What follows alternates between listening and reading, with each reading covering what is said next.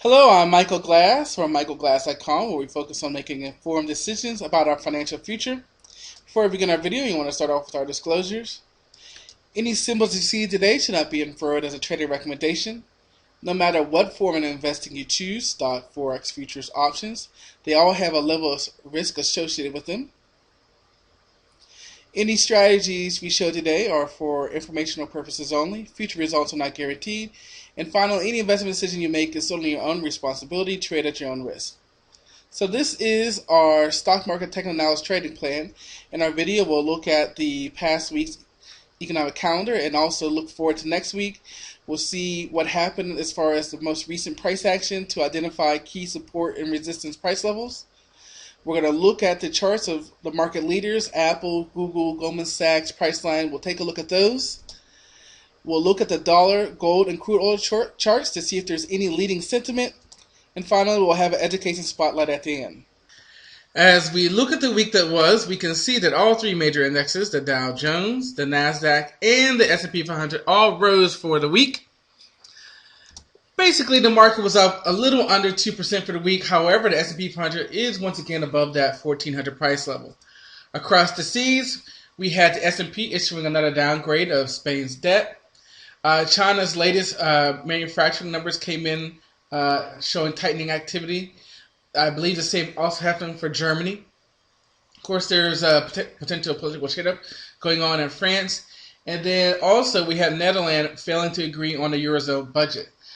Basically, we have those countries in Europe that saved their money and spent conservatively now being asked to, give money to the countries that overspent, and some of them are, kind of resisting. Finally, over here in the States, we had Apple blow away their earnings. It's not just on the iPads. It's primarily due to China and how much they've sold in China, the iPhones. And Amazon exceeded their expectations. So it'll be real interesting to pull up those charts. And on the economic front, we had the first quarter GDP coming at 2.2% instead of 2.5%. Of course, the FOMC decided to keep their rates low through 2014. And at the press conference afterwards, Bernanke, as usual, said that Fed is always willing to step in to do whatever's necessary, which keeps that looming question of potential easing still on the table. So overall, the week ended good, and the earnings season has been well for the market. So let's see what we have coming up next week. Not that much big players on the earnings front. We got MasterCard and Visa. The big news next week is going to be our jobs data, ADP on Wednesday, and the employment situation on Friday.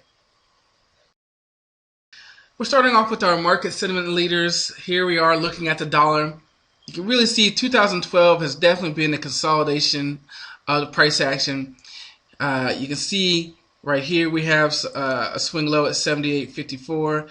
Down here we have our swing low down at 78.20. It does look like we're breaking out of that 79 range, coming down pretty nicely. So we'll see if we get a little bounce here off the 200 moving average and we can hold this range. Otherwise, we're looking down. So sideways, maybe even sideways to down, because we can also see some lower highs here. The dollar looks sideways, sideways to down.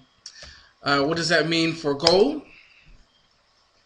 Usually we have an inverse relationship, but we see some consolidation and a little move up. We need to get above 1670, and then we need to get above the 200 moving average to really start to see some action here. We are above the value area high here, so I say sideways. I'm not going to say sideways to up yet. Unfortunately, crude oil sideways. And like gold, it's trying to make a little move higher. And we know what that means for our pocketbooks. 105 was where all these wicks to the downside, 105. Now we're seeing these wicks on the top at 105. So it'll be interesting to see if we can break it and move higher there on crude oil. So here we are. This is our daily chart of the S&P 500. And we can see here we are starting back at 1275. In January, and we hit the 1422 level, and then on Friday's price action we're back above 1400. Trading looks good. We're seen to be in the last 30 days here in the range of our high here, 1422, down to about 1350. give or take a little bit there. And so earnings season has been okay and allowing to keep this pullback. We never made it back down to the 200 moving average, which was what I was worried about. And we can see our uptrend line here, for the most part, has been holding true. Our 50 moving average here is acting as support also. And of course, we have a line in here at the 1366 price level. So right now we're moving sideways. Sideways is okay as long as you know that's what we're doing. You're taking trading strategies for that. But on our daily chart, we can see we're finally well out of our overbought price level. And as a matter of fact, we're now heading back up just a tad here on the daily time frame. Zoom out to the weekly, take a look. And we can see the pullback we had in the beginning of April. And now we're finishing a little bit stronger to make, we'll see on the monthly chart that the April is turning into a nice doji candle. Well, on the weekly, we are still kind of high. And there is room to go lower. Let's take a look at that monthly chart. And again, as I said, there's April setting up as a doji. Looking really good. Don't have to necessarily say the doji is a reverse because we had a doji here in November and we kept going. Again, we're always looking for catalysts. Always looking for catalysts. Maybe our jobs numbers will be good. We'll see. But overall, just like the weekly, our monthly is still a little bit overbought, just a little bit, or getting towards overbought. And so we do have some conflict there with our shorter time frame of the daily, which is down towards the middle, and our weekly and monthly are closer to being overbought. Now let's switch over to the Nasdaq, which really has been leading us for 2012. Heading back to the daily chart. Zooming in on 2012 price action. Very nice. And again, you can kind of see this range. We're holding up above 3,000. That was our support price level. You really could go back in here and do a 31.25 sort of as a resistance. And again, there's that sideways price action here for the past 2 months. On our daily indicators, they are out of overbought, heading back up towards overbought as the S&P 500. Coming over to the weekly. Really nice weekly chart here. There's a pullback in the month of April, ending the month strong. Indicators try to come out of overbought, but definitely still strong.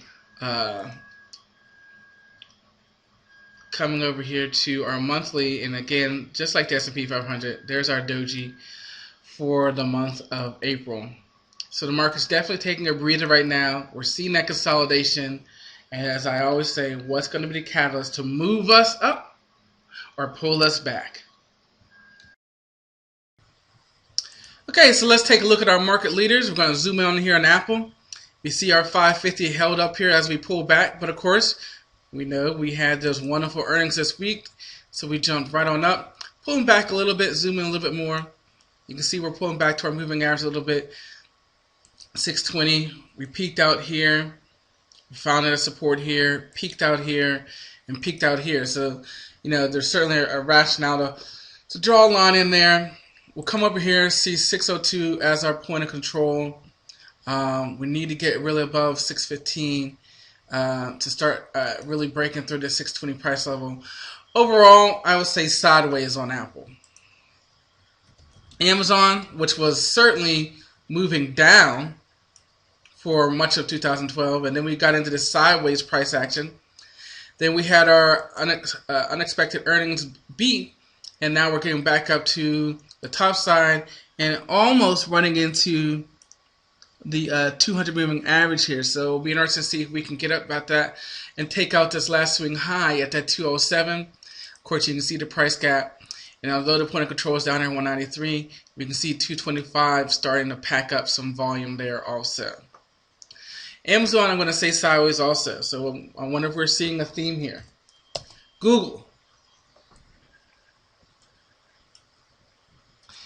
Here we are in here. So we're pulling back. 620 now, acting as resistance once again. Point of control 608. So as we pull back, but we also have the 200 moving average twice holding up as support. So it's going to be interesting to see where this one goes. There's another one sideways. Goldman Sachs. The theme's continuing. A pullback, 200 moving average, acting as support, just like Goldman Sachs. Oops. And we've got a little resistance above us at 118.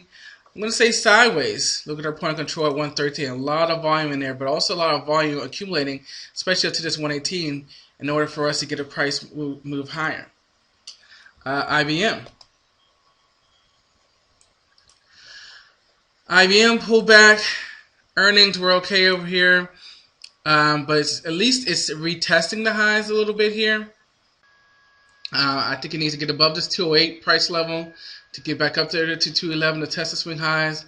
We are seeing it moving up, some volume accumulating below us, so at least maybe as long as we stay above the value area high here, there's room for us to go higher. This one I might say sideways to up. That's probably the first one I have any inclination of going up. Intel, definitely in this sideways price range, retesting the highs. Like IBM, I'd probably say sideways up on this one. It's also above the value area high here over the past couple of days. Sideways up on that one. MasterCard, making new highs. But remember, this week, MasterCard has earnings, so it certainly could be a run into earnings. Up, MasterCard. Again, caveat that they have earnings. Netflix had earnings. Disappointed a little bit.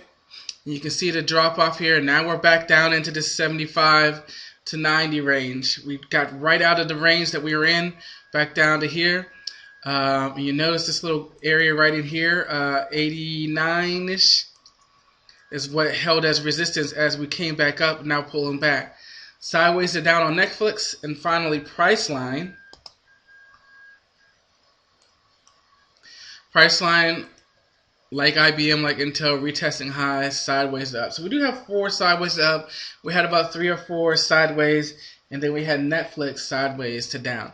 What does that mean? Well, we said we started with the market is going sideways, and our market leaders are going sideways. So again, what's going to be our catalyst? Earnings could get some of these leaders moving, and then the jobs data, which usually helps the banks data, the bank stocks, finance stocks, which could get the market moving, Goldman Sachs moving.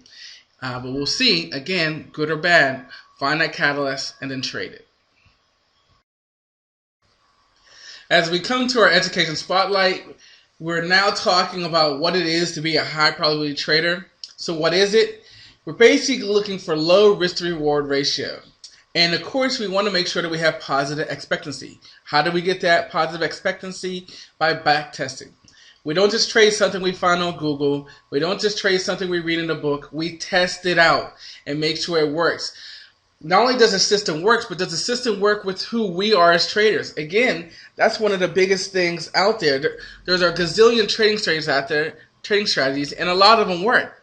But a lot of them don't work for you. Your budget, your risk tolerance, who you are as a trader. Just because it works for somebody else doesn't mean you'll be able to implement it effectively by being able to control your emotions. As we look at some characteristics of high probability trading, we're looking at making sure we have predetermined money management. We know where our stop is. We know where our target is. We're trading in the direction of the trend, and we have a defined exit strategy. Again, where's our stop? Where's our target? So please like, comment, subscribe to our channel so that we can continue to give you guys what you're looking for here in 2012. And our resources, we have our coaching. We have a lot of fun coaching some people here over the past couple weeks. And if you want to allow us and our expertise to work for you, we have our managed Forex accounts. We're using Forex because of the leverage and also because of the transparency. We'll devise a trading plan just for you. And we do have some stock advice for you too here, so make sure you check that out. In the end, it's all about developing a trading mindset, being able to make educated decisions about your portfolio, about your investment strategies to help you reach your objective goals. Thanks, guys. I'll see you next time.